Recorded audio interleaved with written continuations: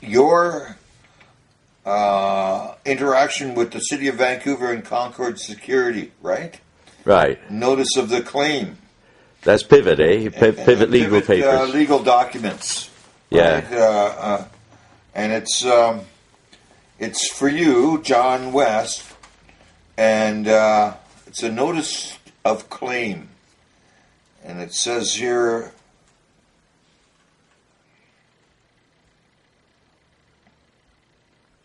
liable for a tort committed by its municipal constables in the performance of their duties. So it's basically it's got to do with the interaction with the security guards when you were filming and I was smoking a joint. That's right. Yeah, that's exactly. And then the assault that followed, and then somebody suggested I put it in the hand of Pivot, and I did, and they seem to be going for blood. So I'm really not altogether in favor of that. But on the other hand, I think the municipal authorities, and especially the chief of Vancouver City Police, have to recognize that this is not the United States, and we're not moving towards a police state any more than it has been for the last 50 years.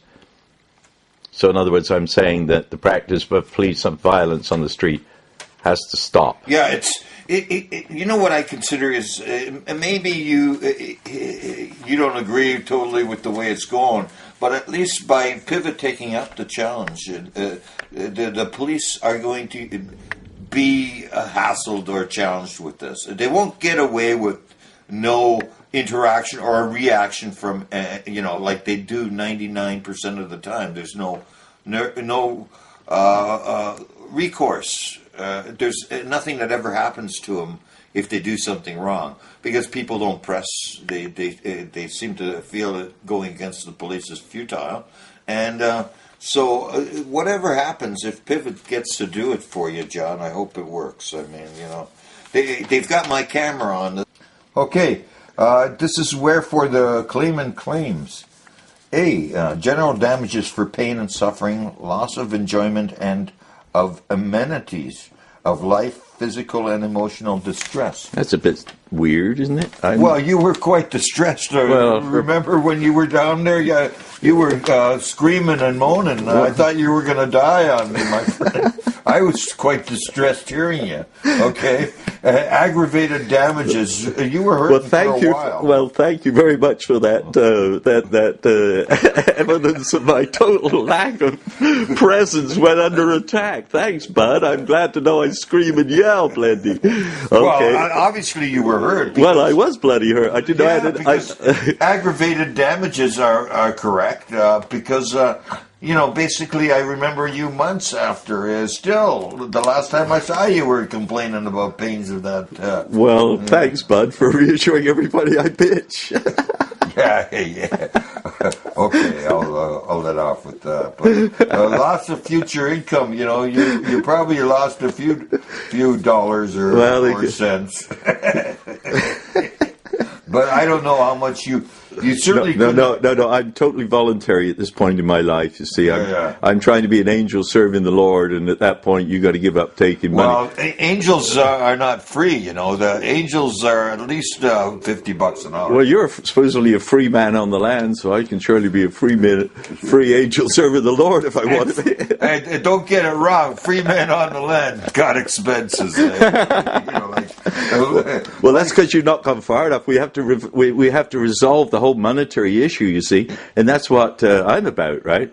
And the best way to do that, of course, is to have guaranteed annual income for need and universal family credit. And universal family credit, when you're starting out with a family and you make some commitment to a woman to have a child with her, then you're eligible for universal family credit. But it has to be a conscious choice. And in this way, we develop people who really are in love and really want to have loving children and want to bring them up in a happy, companionable way. That seems to me to be a very relatively reasonable thing to achieve, and it can be done, at the provincial level very directly if we have a caretaker government, and a caretaker government can only follow from a majority of the people voting for a none of the above on the ballot, and we have to get that into a referenda very shortly. Well, So what are we doing, Bud?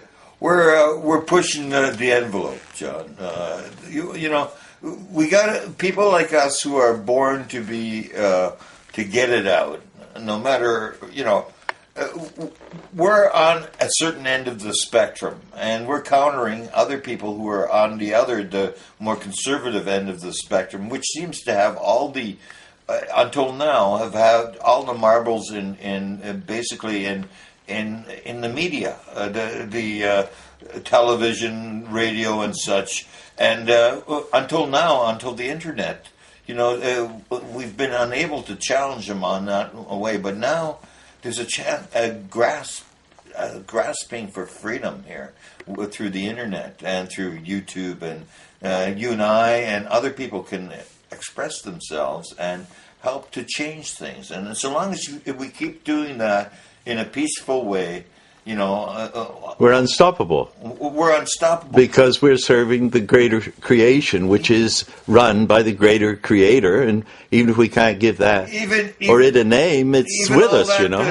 That stuff aside, all that, you know, the greater good stuff aside, it feels good to do it. It's very rewarding on a personal level to be able to engage the community on something that you know basically is right. Here's courage. 100%. Ladies and gentlemen, here's courage in front of you. This man just experienced jail, and he's coming out not only brighter, smarter, and more determined than ever. And that, to me, is evidence of the fact you cannot keep good people down, and good people will not tolerate the prohibition of marijuana much longer.